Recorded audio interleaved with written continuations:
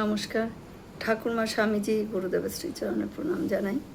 পরম পুরুষ শ্রী শ্রী রামকৃষ্ণ, সেখান থেকে কিছুটা অংশ পড়ে শোনাচ্ছি। ধ্যান করতে করতে প্রথম আমার কি দর্শন হতো জানিস? ঠাকুর বলছেন, আমি স্পষ্ট দেখতুম টাকার কারি, শালা দোশালা, এক থালা সন্দেশ, দুটো মেয়ে আর তাদের ফাঁদিনক।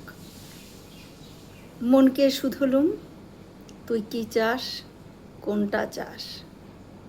মন বললে, কোনোটাই চাই না, ঈশ্বরের পাদপদ্ম ছাড়া আমার আর কিছু চাইবার নাই।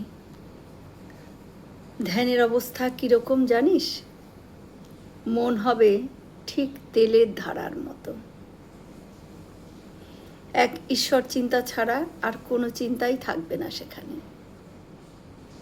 পাখি মারবার জন্য ব্যাট ত্যাগ করেছে, সামনে দিয়ে বর চলে গেল মিছিলে, কত গাড়ি ঘোড়া বাজনা হই হট্টগোল।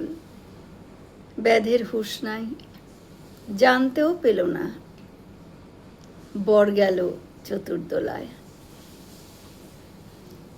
স্পর্শবোধ পর্যন্ত থাকে না। গায়ের উপর দিয়ে সাপ হেঁটে যাবে, সাপও বুঝতে পারবে না কিসের উপর দিয়ে হেঁটে গেল।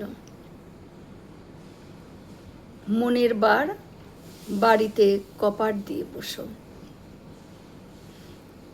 কপাটের বাইরে পড়ে থাকবে তোমার রূপ রস গন্ধ শব্দ আর স্পর্শ। তোমার পঞ্চ ইন্দ্রিয়ের 5 উপাচার। বন্ধ ঘরে তুমি আর তোমার মন, প্রতীক্ষা আর অন্ধকার, বিশ্বাস আর ব্যাকুলতা, বারুদ আর বহ্নিকণা। প্রথম সব ভোগের থালা আসবে ভারে ভারে।